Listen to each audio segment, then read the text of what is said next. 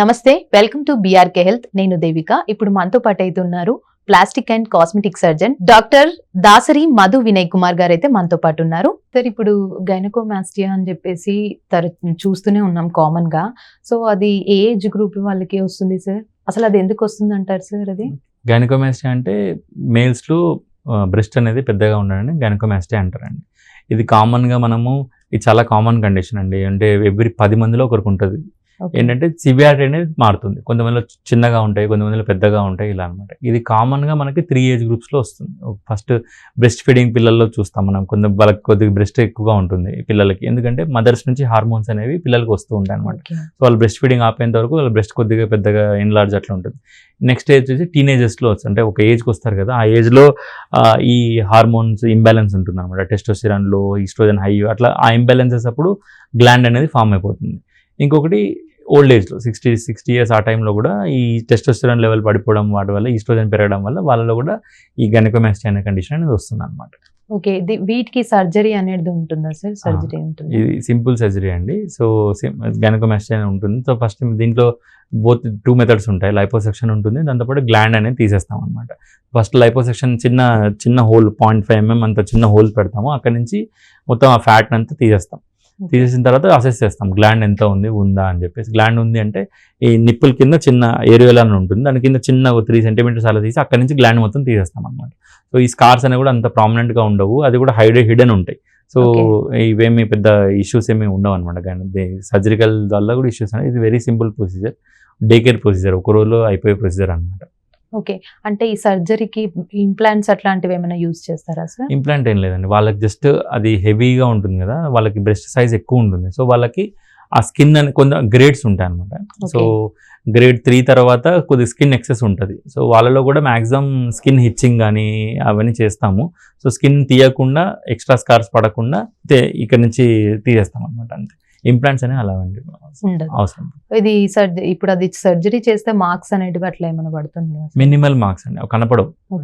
ఒక లైపోసెక్షన్ చేసేవన్నీ లోపల ఇక్కడ యాక్సిల్లా చంక లోపల నుంచి చేస్తాము, సో అది కనపడదు. ఈ గ్లాండ్ తీసేది కూడా ఈ నిప్పుల చుట్టూ ఆ బ్లాక్ ఏరియా ఉంటుంది, అక్కడ స్కిన్ కి దానికి మధ్యలో కట్టిస్తాం అనమాట. సో అది కూడా ఆ మార్క్ లో కలిసిపోతుంది. సో అంత ప్రామినెంట్గా కలవదు. తర్వాత పేషెంట్ కూడా స్కార్స్ పోవడానికి మేము లేజర్ థెరపీ కానీ ఈ క్రీమ్స్ కానీ చెప్తాం అనమాట. సో అంత ప్రామినెంట్గా అవ్వదు స్కార్ అనేది. ఏజ్డ్ పర్సన్స్ కూడా చేయించుకోవచ్చా సార్? ఇది గైనకోమాస్టియా అంటే సింపుల్ అండి, దానివల్ల వచ్చే నష్టం ఏమీ ఉండదు. ఓన్లీ థింగ్ ఈ సోషల్ ఎంబరాస్మెంట్. అంటే లిటరేచర్ ప్రకారం 0.01% రిస్క్ ఆఫ్ క్యాన్సర్ ఉంటుంది అంతే, అది నెగ్లిజిబుల్. అది సో కామన్గా వచ్చే ఇష్యూ ఏంటంటే సోషల్ ఎంబరాస్మెంట్. ఇప్పుడు మనం టీనేజ్ చూసుకున్నాము, పిల్లలకి అట్లీస్ట్ మెచ్యూరిటీ 25-30 years అప్పుడు మెచ్యూరిటీ ఉంటుంది, అప్పుడు ఎక్కువ ఈ బుల్లింగ్ అనేది ఉండదు. టీనేజ్లో తీసుకున్నాం అనుకోండి, ఇప్పుడు స్కూల్కి పోయి పిల్లలు ఉంటారు, కాలేజ్, ఇంటర్మీడియట్, ఈ డిగ్రీ, ఆ పిల్లల్లో పియర్ ప్రెజర్, కొలీగ్స్ ఏడిపోయడము ఇవన్నీ ఎక్కువ ఉంటాయి. సో చాలా ఎమోషనల్గా డిస్టర్బ్ అవుతారు పిల్లలు, వాళ్ళ కాన్ఫిడెన్స్ తగ్గిపోతుంది.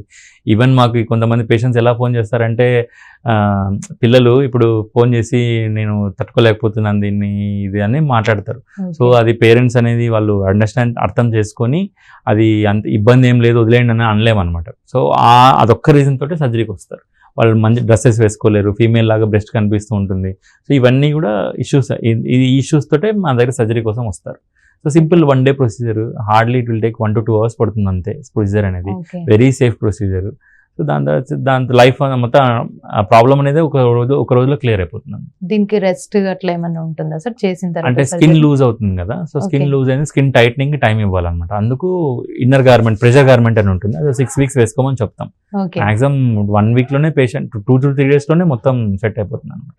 ఓకే సార్, ఇప్పుడు ఈ సర్జరీ చేయించుకున్న తర్వాతకి అంటే లైక్ పర్మనెంట్ గా ఉంటుందా, లేదా మళ్ళీ ఏమైనా రిపీట్ అయ్యే ఛాన్స్ ఉందా సార్? పర్మనెంట్ అండి. అంటే గ్లాండ్ అనేది మొత్తం తీసేస్తాము, సో మళ్ళీ వచ్చే ఛాన్సెస్ అయితే ఏముండవు.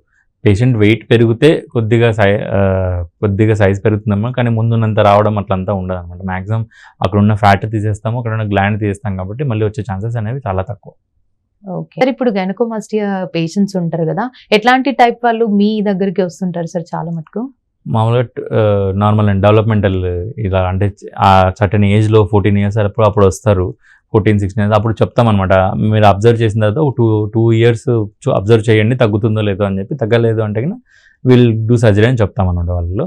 ఇంకొకటి గ్రూప్ వచ్చేసేసి జిమ్కి వెళ్తారు కదండి. జిమ్కి వెళ్ళే వాళ్ళు అనబాలిక్ స్టెరాయిడ్స్ తీసుకుంటారు అనమాట. ఆ స్టెరాయిడ్స్ అనేవి గ్లాండ్ని ఇండ్యూస్ చేస్తాయి. వాళ్ళలో ఫ్యాట్ ఉండదు కానీ బట్ గ్లాండ్ అనేది పెరిగిపోతుంది. సో వాళ్ళలో గ్లాండ్ ఎగ్జిషన్ అనేది వాళ్ళు వస్తారు. సో వాళ్ళలో గ్లాండ్ ఎగ్జిషన్ అనేవి చెప్తామంట. సో అందుకే ఈ ఒకవేళ అనబాలిక్ స్టెరాయిడ్స్ తీసుకోవాలన్నా సరే ఒక ఎండోక్రైనాలజిస్ట్ని కన్సల్ట్ అయ్యి వాళ్ళ బాడీ వెయిట్ ప్రకారం ఎంత తీసుకోవాలి, ఎలా తీసుకోవాలని డాక్టర్ని కన్సల్ట్ అయ్యి తీసుకుంటే ఇవన్నీ రావు. సో ఇలా జిమ్ ట్రైనర్ చెప్పాడని లేకపోతే మనం ఇలా మనకు తెలుసు అని చెప్పి తీసుకున్నాం అనుకోండి, ఓవర్ డోస్ అయినప్పుడు ఇలాంటి సైడ్ ఎఫెక్ట్స్ అనేవి వస్తాయి అన్నమాట. Okay, right. ఇంకా పేషెంట్స్ మనకి ఇప్పుడు వెయిట్ లాస్ థెరపీస్ ఉంటాయి కదండి. ఇప్పుడు సర్జికల్ నాన్ సర్జికల్ రెండో వచ్చాయి. ఇప్పుడు మనం నాన్ సర్జికల్ తీసుకున్నామంటే ఇప్పుడు బాగా ట్రెండ్లో ఉంది ఒజెంపిక్ మెడిసిన్ కానీ మోంజారో కానీ మెడిసిన్స్ ఉన్నాయి. సో వీటి వల్ల లాస్ అయ్యే వాళ్ళు ఉంటారు. ఇంకొకటి సర్జికల్ అంటే ఇప్పుడు గ్యాస్ట్రెక్టమీ చేసుకుంటారు, part of the stomach they will cut. So అలా అయినప్పుడు వెయిట్ లాస్ అనేది అవుతారన్నమాట. వెయిట్ లాస్ అవడం వల్ల ఆ టిష్యూస్ అనేవి సాగి అవుతాయి. సో వాళ్ళు కూడా వస్తారన్నమాట. సో వాళ్ళలో కూడా గైనకోమాస్టియా స్కిన్ అప్పర్ బ్రెస్ట్ అనేది లూజ్ అయిపోవడము ఇలా వస్తారు కదా. సో వాళ్ళలో కూడా ఆ స్కిన్ అనేది ఆ గ్లాండ్ అనేది తీసేసేసి బాడీ లిఫ్ట్ అనేవి ఇస్తాం అనమాట. సో డిఫరెంట్ మెథడ్స్ ఉంటాయి. అంటే నిప్పుల మజిల్కి ఎంత డిస్టెన్స్లో ఉంది దీన్ని పెట్టేసేసి డిఫరెంట్ మెథడ్స్ చూస్ చేసుకుంటాము. ఆ ఎక్సెస్ స్కిన్ అంతా తీసేసేసి ఆ నిప్పులు అనేది నార్మల్గా ఏ పొజిషన్లో ఉండాలో ఆ పొజిషన్లో ఫిక్స్ చేసి పెడతాం అనమాట. ఆ బాడీ లిఫ్ట్ కూడా అదొక ప్రాసెస్ లాగా చేస్తాము. ఓకే. సో ఇది ఎలాంటి అంటే లైక్ ఏ ఏజ్ వాళ్ళకి వచ్చే ఛాన్స్ ఉందంటారు సార్ అట్లా? ఇప్పుడు ఇదండి ఇప్పుడు కామన్గా యంగ్ ఏజ్, సో అడల్సెన్స్లో వస్తుంది. అంటే 14 years to 17 years ఆ ఏజ్ గ్రూప్లో ఈ హార్మోనల్ చేంజెస్ వల్ల వచ్చేస్తుంది. సో వాళ్ళలో కూడా అదే వచ్చిన తర్వాత మేము హార్మోనల్ టెస్ట్ అవి చేయిస్తాం అనమాట. హార్మోనల్ అనాలిసిస్ అవి చేయించేసేసి అంత నార్మల్ ఉంది ఇంకేమీ ఇబ్బంది లేదు అన్నప్పుడు వాళ్ళకి ఆ సర్జరీ కోసం మేము ప్రిఫర్ చేస్తారా? Okay, right. సో చూసారు కదండి, గైనకోమాస్ట్రియా అనేది చాలా మందికి అదొక ఇబ్బందికరంగా ఫీల్ అవుతుంటారు.